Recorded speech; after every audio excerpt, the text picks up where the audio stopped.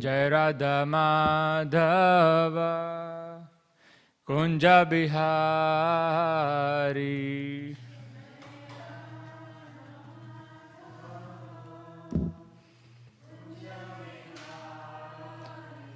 Jaya Radha Madhava Kunja Bihari.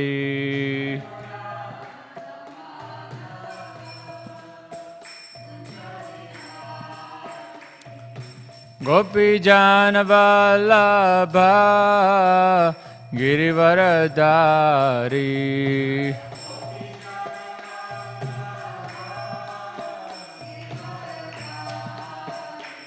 Jaya Gopi Jana Vallabha Girivaradari.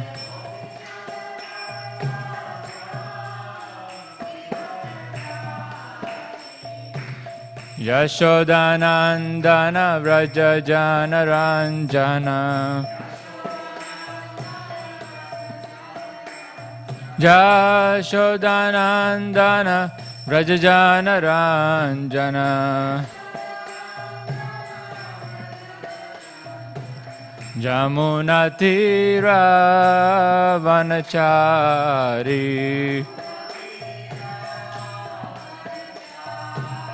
Jamuna Tira Vanachari.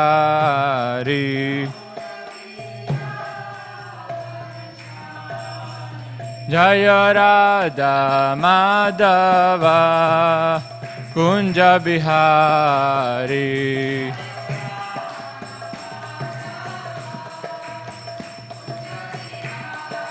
Jaya Radha Madhava Kunja Bihari.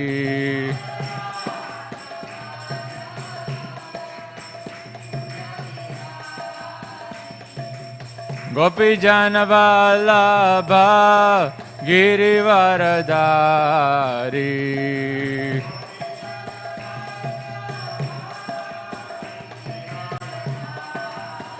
Jaya Gopi Jana Vallabha Girivaradari.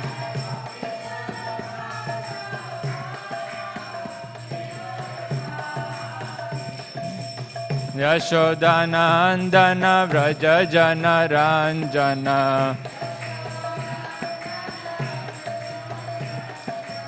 Yashodanandana Vraja Jana Ranjana.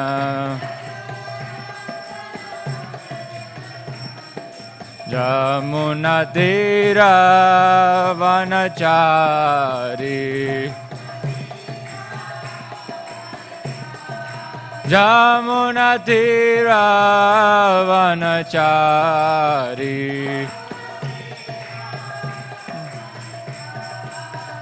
Jaya Radha Madhava Kunja Bihari.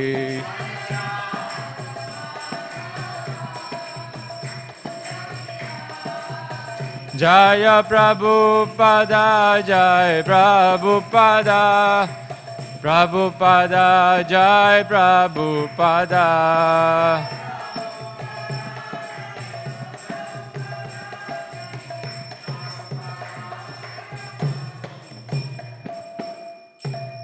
Jai Vishwapad Paramhamsa Parijagacharya Sutara Shata Shri Śrīmad Bhaktivedanta Swami Prabhupada ki. Jai Vishwapad Paramhamsa Parijagacharya Sutara Shata Shri Śrīmad Bhaktivedanta Saraswati Thakur Prabhupada ki. Jai Grantaraj Śrīmad Bhāgavatam ki. Jai.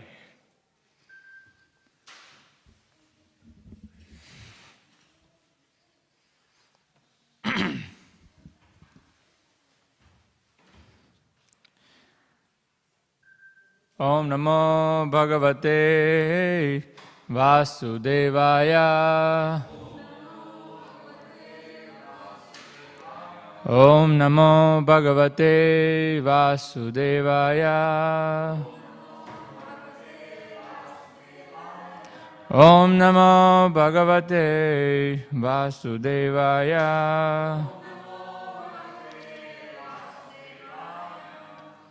So we're reading from Śrīmad Bhāgavatam, Canto 8, Chapter 19, the Lord begs charity from Bali Maharaj. Text 25.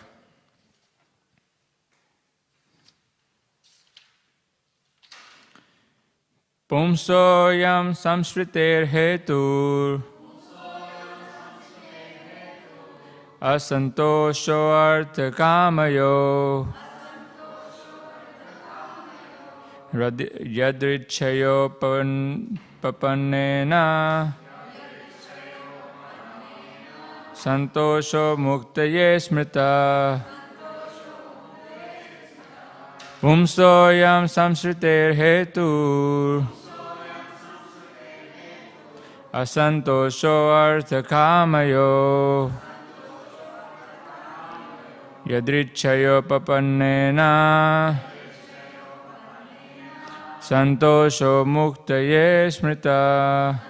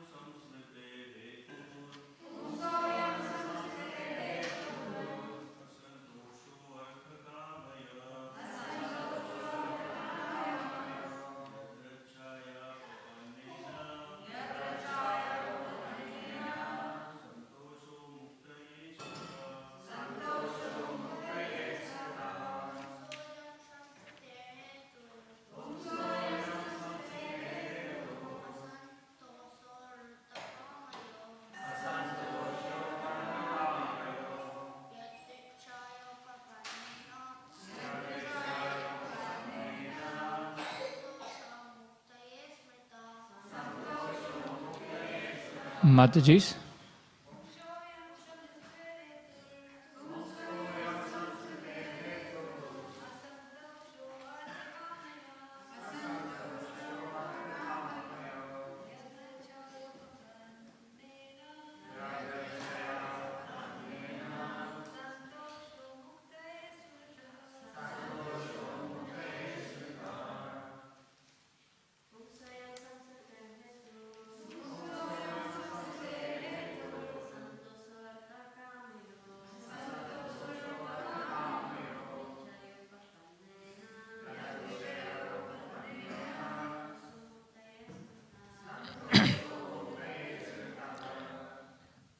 Word to a translation.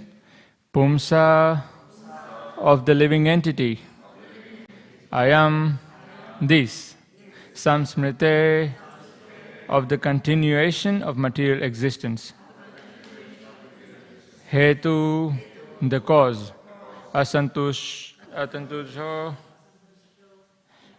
Asantosho, dissatisfaction with his destined achievement. Artha kamayo, for the sake of lusty desires and getting more and more money. Yadrichaya, with the gift of destiny. Upapannena, which has been achieved. Santosha, satisfaction. Muktaye, for liberation. Smritaha, is considered fit. Translation. Material existence causes discontent in regard to fulfilling one's lusty desires and achieving more and more money. This is the cause for the continuation of material life, which is full of repeated birth and death. But one who is satisfied by that which is obtained by destiny is fit for liberation from these material existence. There is no purport to this, so we'll read a few more verses. Text 26. Yadricha labha santustasya tejo viprasya vardhate tat prashamyatya santoshat amba seva sushukshan Ni. A Brahmana who is satisfied with whatever is providentially obtained is increasingly enlightened with spiritual power. But the spiritual potency of a dissatisfied Brahmana decreases, as fire diminishes in potency when water is sprinkled upon it. Text 27. Tasmad trinipadanyeva vrinetvad varadarshabhat etavataiva siddhoham vittam yavat prayojanam. Translation. Therefore, O king, from you, the best of those who give charity, I ask only 3 paces of land. By such a gift, I shall be very pleased, for the way of happiness is to be fully satisfied to receive that which is absolutely needed. Text 28. Shri Shuka Uvacha iti yukta sahasan aha vanchata pratigrihyatam vamanaya mahim datum jagraha jalabhajanam. Translation. Shukadeva Goswami continued, when the Supreme Personality of Godhead had thus spoken to Bali Maharaj, Bali smiled and told him, all right, take whatever you like. To confirm his promise to give Vamanadev the desired land, he then took up his water pot.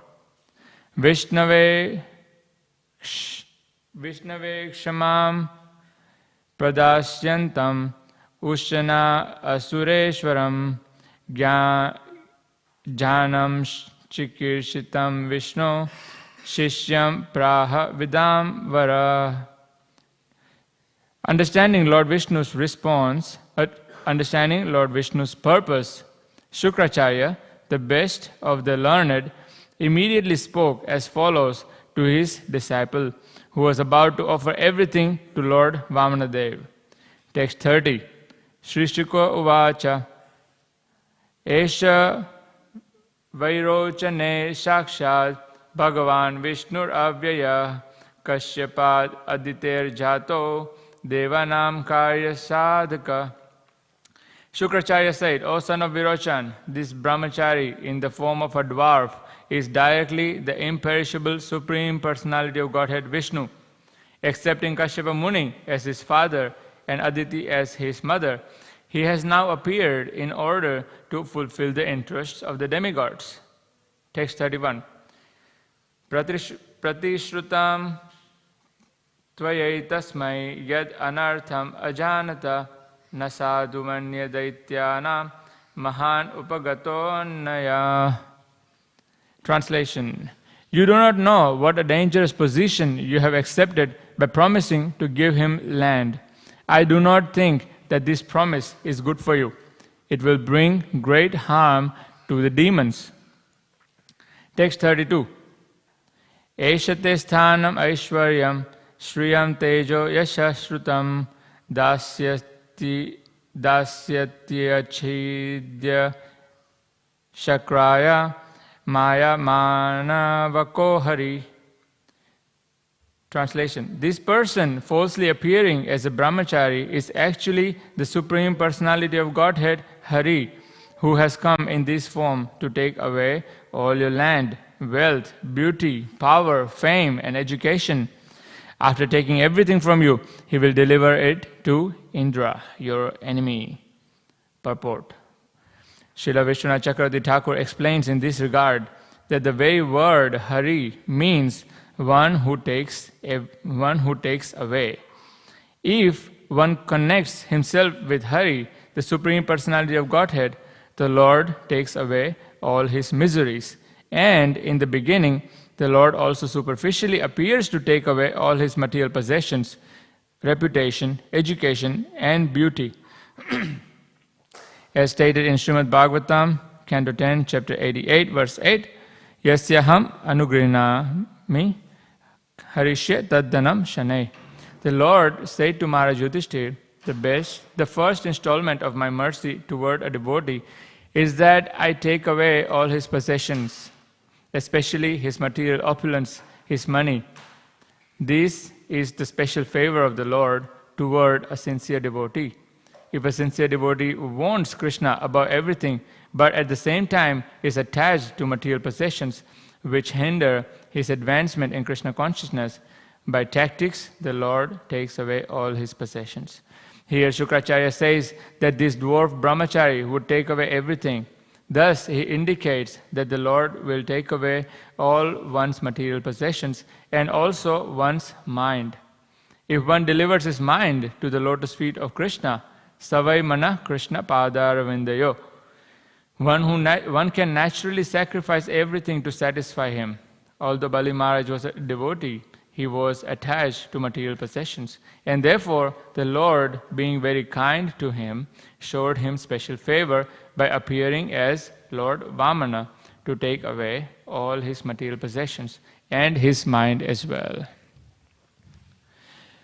Om Ajnanatimirandasya Jnananjana Shalakaya Chakshur Unmilitam Yena Tasmai Shri Gurave Namaha.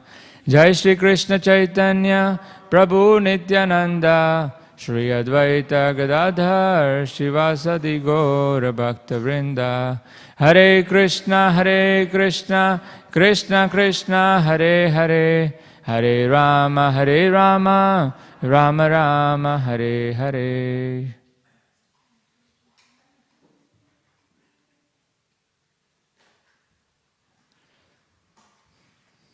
Hare Krishna. So, this is a continuation of the pastime of Bali Maharaj and Vamanadev. And Vamanadev has asked for charity, and Bali Maharaj suggested that maybe if he wants something more, he can ask, because these 3 steps of land may be a bit too little that Bali Maharaj can offer to Vamanadev. And Vamanadev is giving an amazing presentation. By saying that a Brahmana should be satisfied with whatever little that he may obtain by the providence. And so here, this verse is verse 25 that we just read.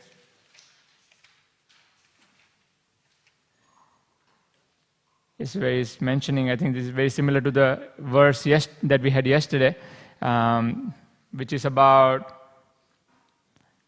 that the material existence causes discontent in regard to fulfilling one's lusty desires and achieving more and more money. And this causes the continuation of material life. So, actually, in the material world, it's very hard to find satisfaction. And so here, Vamanadev is very nicely pointing out that actually one can possess as much as one can, but still there is no satisfaction. That's why we can see there are so many people, they're working 1 job and then 2 jobs, and sometimes even they're working full day. I know I have my friends, and not in the devotional community, but I have some of my friends from before Krishna consciousness, and they're working full-time job, and then they're doing another night jobs, and then again they're working in the morning, and the husband is working and the wife is working, and then there's a competition that husband thinks that, oh, my wife is making more money than me. How is that considered good? So I should be working more than her. I should be making more than her. And then there's a lot of competition among friends. Oh, yeah, my friends are working more than me, or they're making more money than me, so I need to make more and more. So there's no real satisfaction. And then, now that I have so much money, then I will buy a big house. Then, of course, big house doesn't come cheap. So then, now I have to take a big loan, then now I have to work even harder, and it's just an endless cycle that just keeps going on and on and on.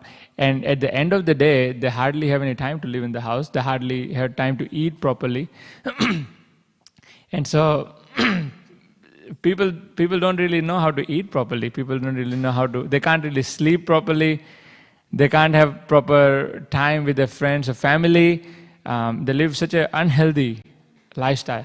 And that's what we see these days. And even when I was in book distribution and I was talking to people, and the people telling, yeah, actually we are so busy, so we have actually no time at all to do anything. Even we know that there are things that are healthy for us that we should do, but we just don't have time.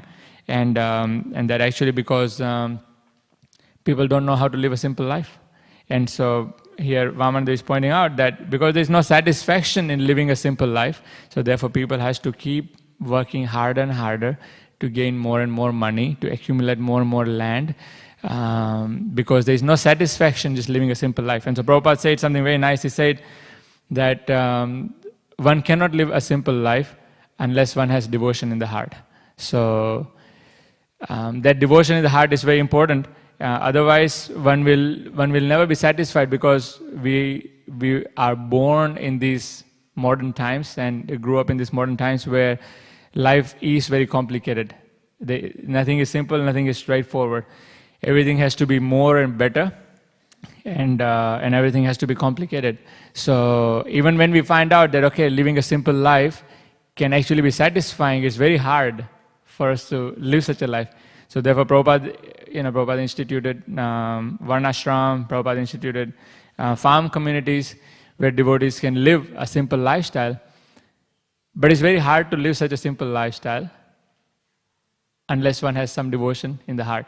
So here, in understanding these scriptures, actually gives us some context into finding the real satisfaction in life. So, of course, the first lesson in the Bhagavad Gita is that we are not this body, but we are the spirit soul, and this body is like a covering. It's a layer that we have put on ourselves.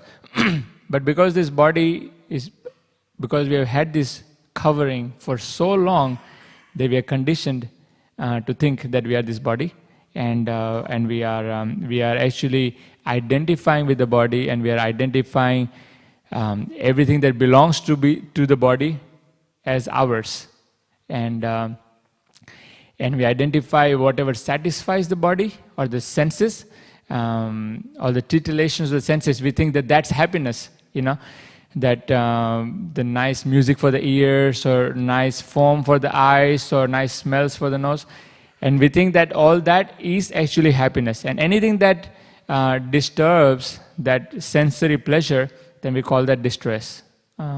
So therefore, there's a constant endeavor for what will satisfy the body, and there's a constant endeavor to avoid what will not satisfy the body or the mind. But this bodily identification is like a fever, and the modern civilization is about increasing that fever more and more and more, rather than reducing it.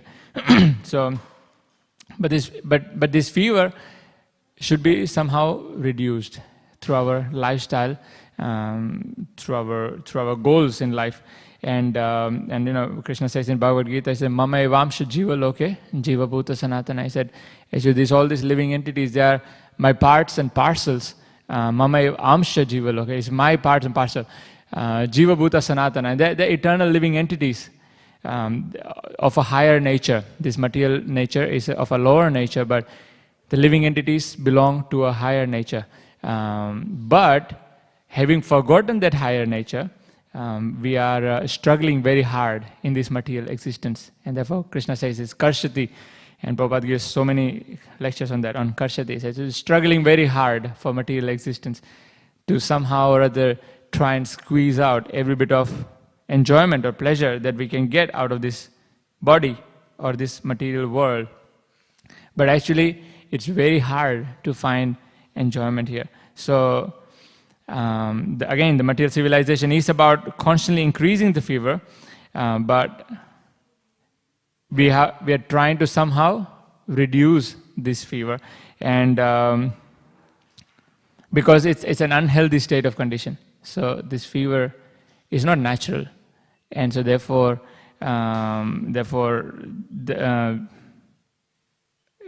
through the treatment, through proper treatment, the fever has to be reduced. And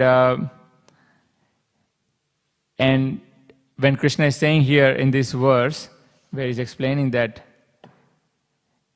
Śrīmad is explaining that this false brahmachari, he's actually Krishna, he's Hare, and he's going to take everything away from you. That's Krishna trying to help reduce the fever of his devotee. So, as Prabhupada is explaining here in pointing out that Bali Maharaj, although he was a great devotee, he's a Mahajan, but he was somewhat attached to his possessions. And so therefore, Krishna is trying to help him reduce his fever by trying to take that away from him. So this material impoverishment, Shukracharya is explaining that he will take away all your land, wealth, beauty, power, fame, education. He will take everything away from you. And so that's material impoverishment, but Prabhupada points out that that's actually not a discouragement. That if one does tend to lose it, if one does lose it, that's not a material discouragement. It's actually a sign of temperature falling down.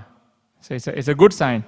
It's a good sign that that intoxication, because sometimes when we have a lot of possessions, sometimes we have a lot of accumulations in our life, it can make a person artificially proud or somewhat intoxicated.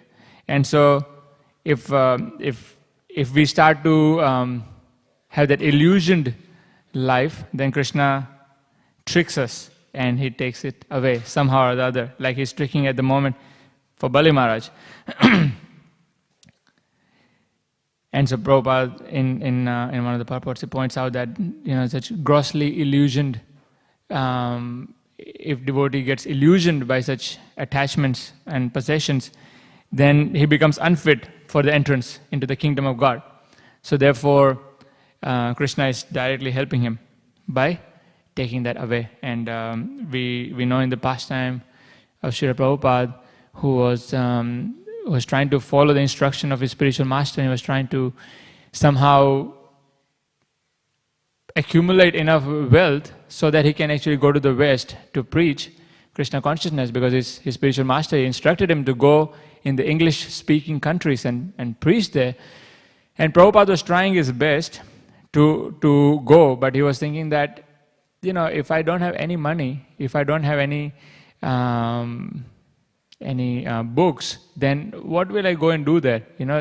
I'll not have any, no one will take me seriously. So one of his goals was that I should at least have enough money, and I should have some followers who can help me when I go there. Because otherwise, who will listen to an old Indian man in the West? So he was trying to first accumulate wealth, and he was working.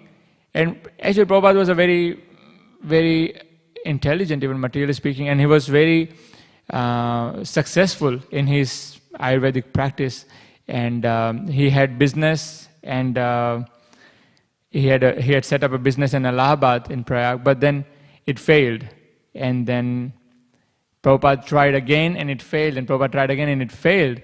And the last time when he got the news that actually he got the news in the night, I think, when one of the workers called him, that he said that your factory is on fire, sir, your factory is on fire, he said, and everything is getting burned down to ashes. And Prabhupada just hung up the phone, and he remembered the verse that he had heard his spiritual master quote, which is Yasyaham Anugrinami Harishye Tad Dhanam Shane Tato Dhanam Tyajantyasya Swajana Dukha Dukhitam. So there's nice words. He said, the personality of Godhead, this is the verse that he also quoted here in this purport. He says that Krishna is saying that if I specially favor someone, I gradually deprive him of his wealth. Then the relatives and friends of such a poverty-stricken man abandon him. In this way, he suffers one distresses after another. So Prabhupada remembered that because, someone who is materially a failure, who will respect them? Who would love them? In the material world, if someone is a failure, someone who couldn't really make it, to a good lifestyle, a good status quo, then people think he's a failure. That he couldn't get anything in his life, and now he's just loitering, without any higher achievements. So therefore, such relatives and friends to such a person, they eventually give them up. So not interested. They abandon him. And in that way, he goes through one material distress after another. So when Prabhupada, when he heard that his final hope, where he had invested all his money into this business has gone astray. And so he realized that actually Krishna has taken everything away. And this is the sign that he needs to move on, and that actually Krishna has some other plan for him. And and because he was a devotee, so he could see Krishna's hand in that.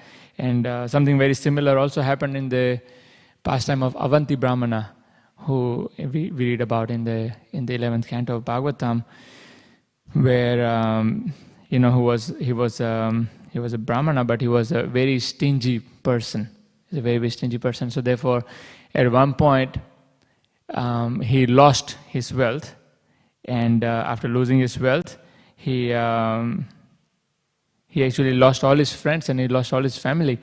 And at that point, he realized that actually this is Krishna helping me to become detached from the material world. And there's a very nice sort of a brief summary of his realization that I'll just read. It's very nice. He considered how the earning and preservation of wealth involve great effort, fear, anxiety, and confusion. Because of wealth, there arise 15 unwanted items: thievery, violence, lying, deception, lust, anger, pride, feverishness, disagreement, hatred, distrust, conflict, attachment to women, gambling, and intoxication. When this meditation arose in his heart, the Brahmana could understand that the Supreme Lord Sri Hare had somehow become satisfied with him. He felt that only because the Lord was pleased with him had the apparently unfavorable turn of events in his life occurred. He was grateful that a sense of detachment had arisen in his heart and considered it the effectual means for delivering his soul. So, when he had such a unfavorable turn of events, actually Brahmana looked at it and he felt actually satisfied that okay, looks like Krishna is really favoring me and is actually blessing me with a sense of detachment, so that I can finally understand and come to working towards what should be the real goal of life, which is to understand that I'm the spirit soul and that I'm part of Krishna, and that is the devotional service to Krishna. That's the highest goal of my life. So in that way, Prabhupada explains in the purport to that verse. Prabhupada says that actually the devotees, they look at such troubles in their lives not as troublesome. Actually, they don't see that oh, this is Krishna is imposing some kind of a trouble in my life. No, they actually accept it with a lot of pleasure, because such material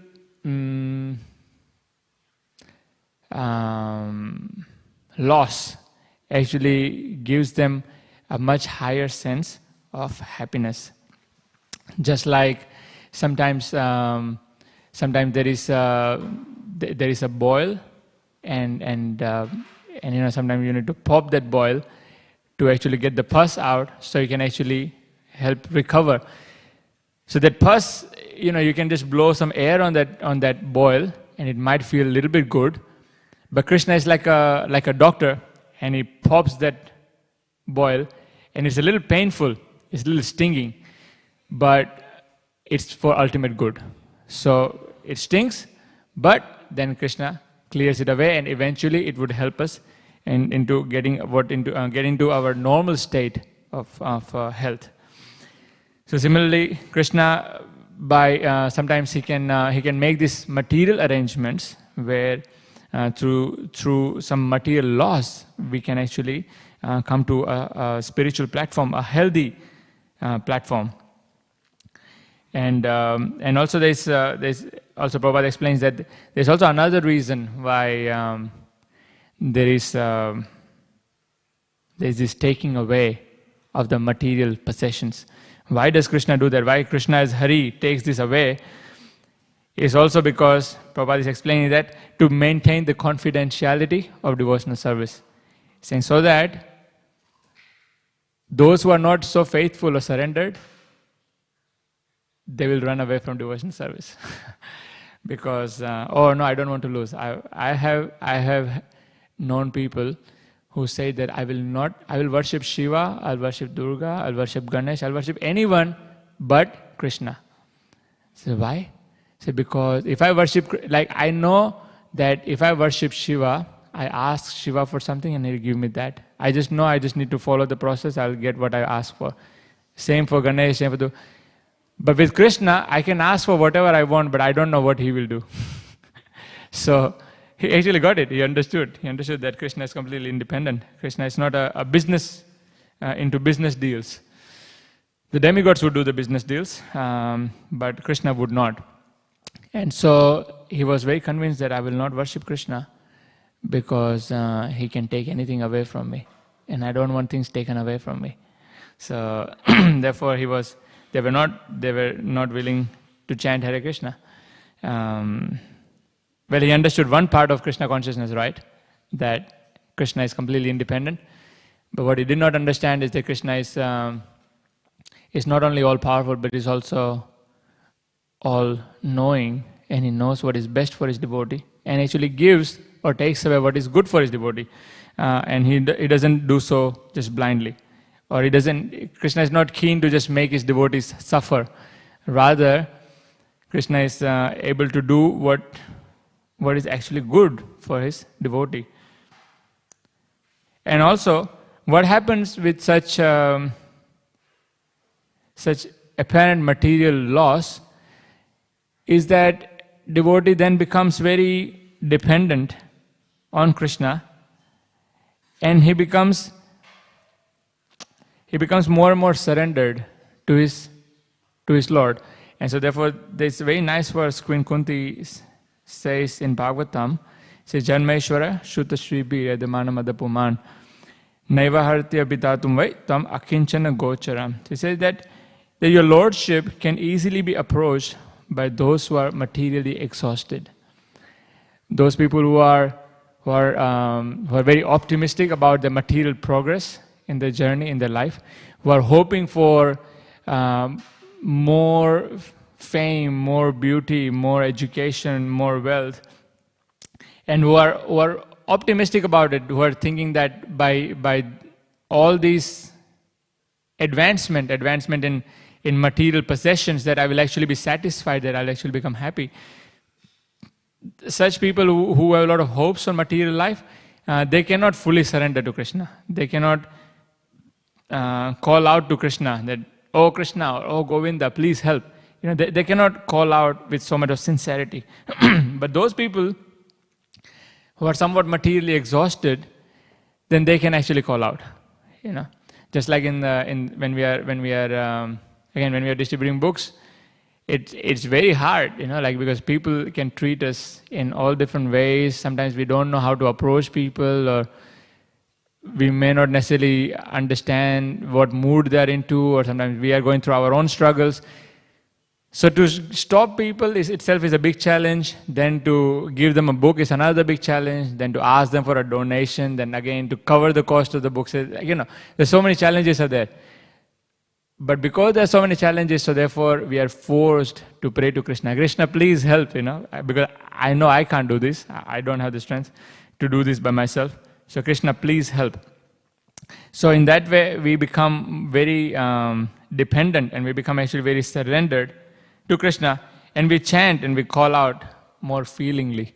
So, in the scriptures, it's explained how chanting Krishna's name even once, one actually negates, one actually nullifies the sinful reactions for the activities, more activities than what he can imagine to commit. So, just one time if we chant Hare Krishna, it actually nullifies so many sinful reactions that we cannot even imagine committing so many sinful activities. So it's very, very powerful, the holy name. But at the same time, the power of this holy name actually works to the degree with which we chant, or to the quality that we chant with. So when devotees chant with a lot of dependence, then this chanting actually works. But then, if we are quite comfortable, materially well situated, then it might not come with that surrender, with that dependence. I was just talking to one person yesterday, and he was saying that, he was saying actually, Prabhu, every time when exams are coming, I'm chanting so attentively. The student, and he just started chanting. He said, I'm chanting so attentively. I'm praying to Krishna. Krishna, please help me. I can't do this by myself. I really need your help. Krishna, please help. But as soon as the exam finishes, my chanting starts to struggle. And he said, the few days that I even missed chanting Hare Krishna, he said, because I was just so comfortable. So it really goes to show that so Krishna knows that, and Krishna will create the situation for us. If we don't create it for ourselves, then Krishna will have to create it for us, where we chant with such feeling after the exams. And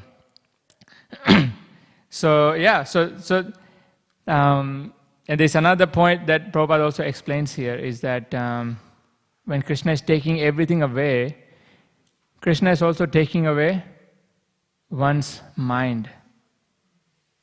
And that's quite interesting as well. Prabhupada points out the verse, Savai Mana Krishna Padara Vindayo. So it's engaging the mind at the lotus feet of Krishna.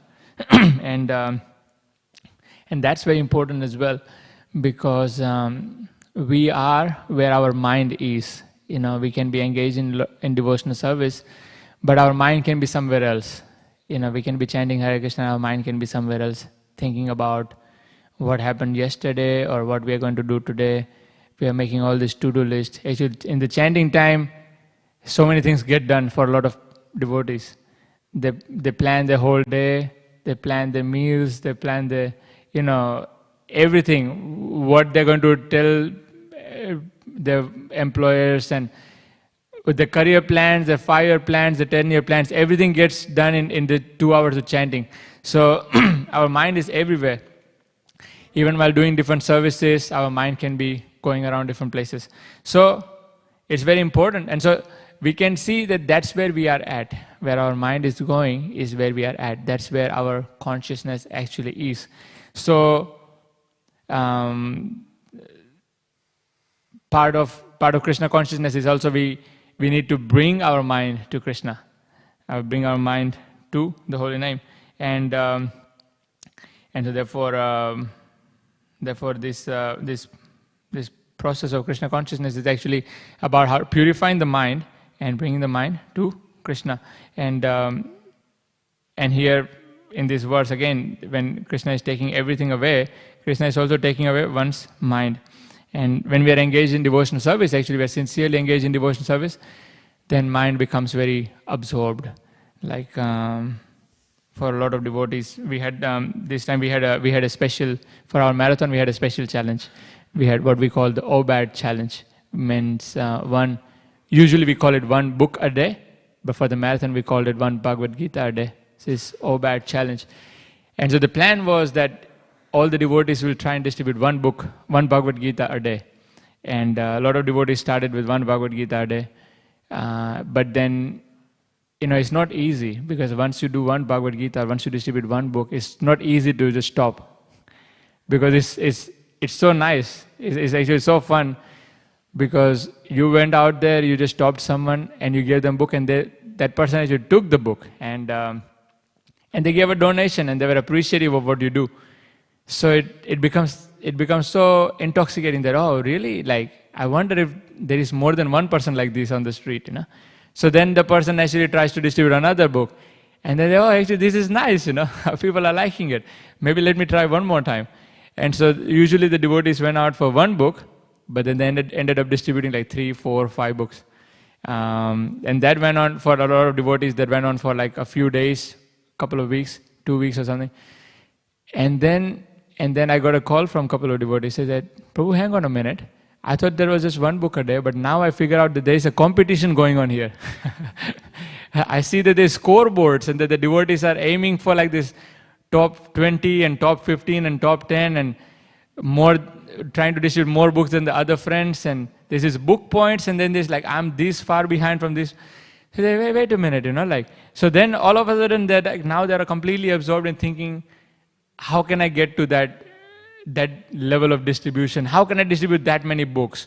Okay, where does that devotee go? How does that devotee distribute books? So in that way we start thinking, all of a sudden the mind completely changes from just doing it a little bit to doing literally takes away your whole existence, and your mind is completely absorbed actually in thinking that how can I distribute more books? How can I actually do better than what I did yesterday? Or how can I please Prabhupada? How can I please Krishna through a massive distribution? So in that way, our mind becomes actually absorbed. So Krishna actually steals away our mind from just giving a small,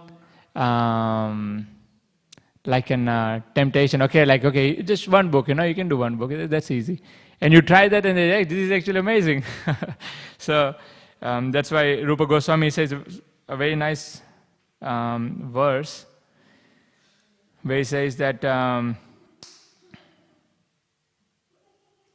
had that verse.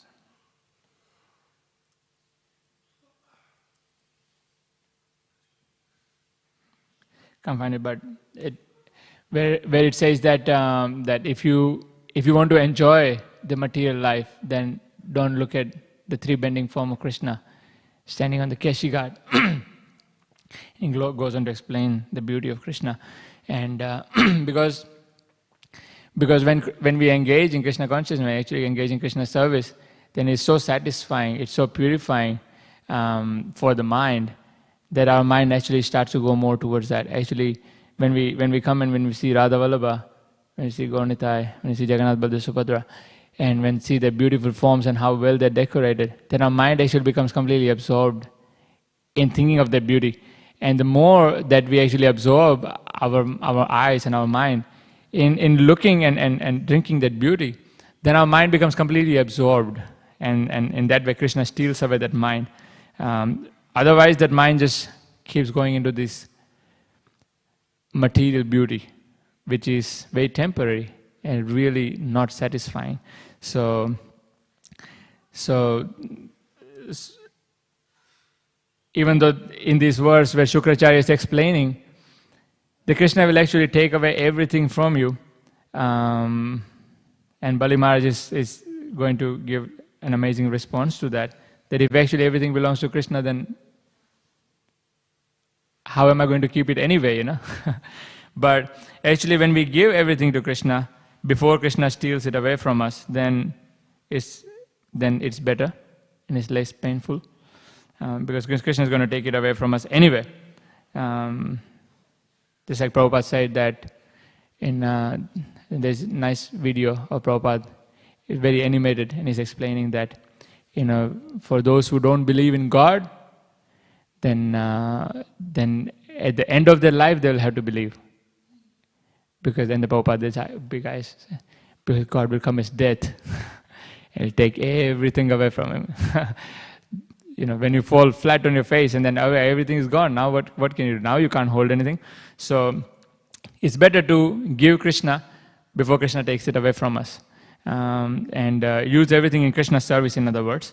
And in that way, there is a lot more satisfaction, there is a lot more happiness, which was very, very well exemplified by Sar Goswamis, who were great, who were the direct ministers to the Nawab Hussain Shah, and they were directly working for him, and they were so opulent, materially speaking. They were very, very opulent. They had so much of wealth, they had so much of fame. The Nawab literally depended on them for everything. But then it said that in the Sar Goswami Ashtaka, it said that they gave up all of that, like it was very insignificant, tuchhavat. And they actually, why did they do that? For the service of Krishna, for more specifically to preach Krishna consciousness to the conditioned souls. And we don't have to, of course, give up. We don't have to give up our wealth. We don't have to give up our family or anything. But we can use them, we can engage them in the service, or in service of preaching, in service of outreach, in service in this we can engage them in the Sankirtan mission. And in that way, it's a lot more satisfying, it's a lot more pleasing for everyone. So, with that, we will finish here. Thank you very much for kind audience. Yes, Prabhu, any corrections? I heard a presentation by Acharya Swami, who is amongst the first Western preachers in India. So he was saying how when he first went to Mayapur, he noticed that, or he saw that he saw that many of Prabhupada's godbrothers were living in an impoverished condition, like in shacks in Mayapur. And from what I see in Bengal, Gaudiya Math, that many times I used to see that the sannyasis doing everything. They're doing archana, they're doing the arti, they're doing the preaching, they're doing everything. And I was thinking, oh, the Gaudiya Math sannyasis, they're humble. But then I understood they're doing everything because there's no one else in the temple. There's one sannyasi, they have no manpower, they have no money, nothing.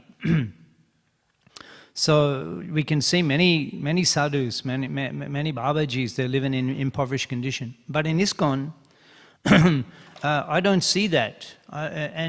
For example, in Mayapur, I mean, the community, there's so many like rich devotees.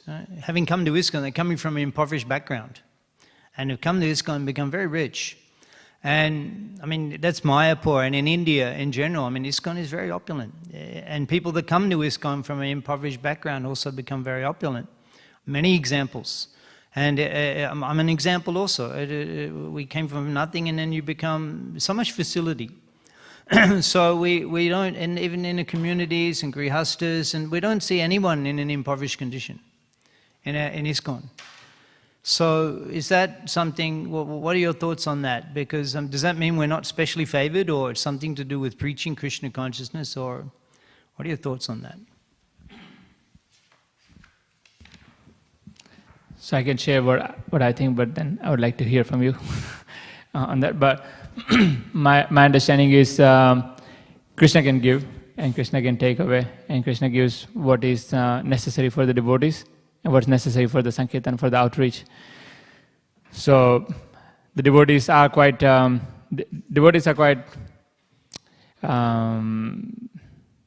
Krishna consciousness. We like in the association and in the following the teachings of Prabhupada, a lot of devotees we see who are rich. We have great examples of some very rich devotees, but then they're able to engage that Lakshmi, that money, in Krishna's service.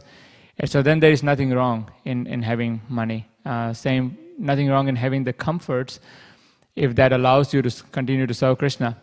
But when Krishna sees that devotee is becoming very attached to it, or that's slowing down one's progress in bhakti, then Krishna can take it away.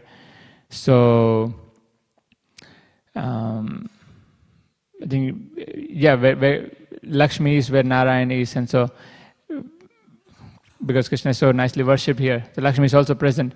But of course, the devotee who becomes somewhat materially minded, then they can, if Krishna wants to bless them. Krishna is independent, Krishna can do whatever he wants, but he can, if he wants to favor, then sometimes he can take it away from his devotee, so that devotee can actually be a bit more surrendered. You want to add anything to it?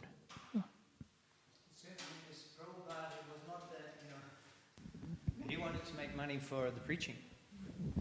And he didn't make money at that time. I mean, later Prabhupada became extremely wealthy. There's the example of, I heard Radhanath Swami say that Prabhupada came to Detroit. Detroit is Ford cars. Detroit. That was where the Ford company began. And the Ford company, they were the first, pioneers in the automobile industry. They were so wealthy, family, the Ford. And Detroit was the base of their plant. And Prabhupada, he arrived in Detroit, and he was picked up with the latest model Ford, which was the what was it called, the Lincoln Continental, which is like the exclusive, the latest model, a new one at the airport. You know what I mean? Who had the Lincoln Continental? It was like the most prestigious model. Prabhupada's picked up in the Lincoln Continental, driven by Mr. Ford. Driven by Mr. Ford. So I mean, Prabhupada conquered, you know, and I mean all the wealth, all the facility. Prabhupada, it came, but in India he was struggling. So whether it's, you know, some special mercy Prabhupada to induce him to take sannyas, but I still feel that that devotees, in general, devotees are very prosperous, and that's Krishna's. Many people, I mean, our movement spreads. People see successful devotees and successful preachers. Many preachers are materially successful. I know many examples. Householder preachers materially successful, and that's a great feature of their success in preaching. People see that, and they're attracted. It gives them faith in Krishna consciousness. So I think that it seems that as Mahaprabhu's mercy and the preaching movement, that if we're all impoverished and you came to the movement and everything, you lost everything, it would be difficult for us to spread this movement.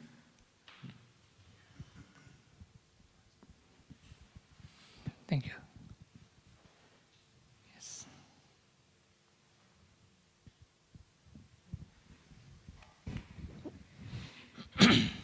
Hare Krishna, Prabhu. Thank you for the nice class.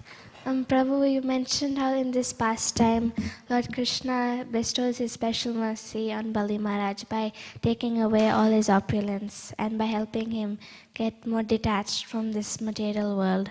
But sometimes we see in material life, we sometimes lose our position, our jobs, and sometimes we lose them because of not doing doing the tasks properly. So when we're losing in material life, how do we understand that if it's from our past karma, or if it's from doing it, if we're doing it incorrectly, or is it Krishna's mercy that is taking it away from us? So Krishna is, the devotees have their past karma, and Krishna can utilize the reactions to help devotee make progress. So the way how the reactions, the karma and the reactions, the way how it works for non-devotees is a very clear process. You know, there's a certain amount of reactions and that a person has to go through that reaction. But for devotees, usually Krishna can change the amount of reactions. So in that way, Krishna is personally managing the devotee's life. And also, sometimes a devotee is going through different reactions. Krishna is also helping him him or her by actually giving the transcendental knowledge while he's going through the reactions. So in that way, Krishna is personally directing his progress, So our mistake, our suffering because of our mistakes from this life or from previous life,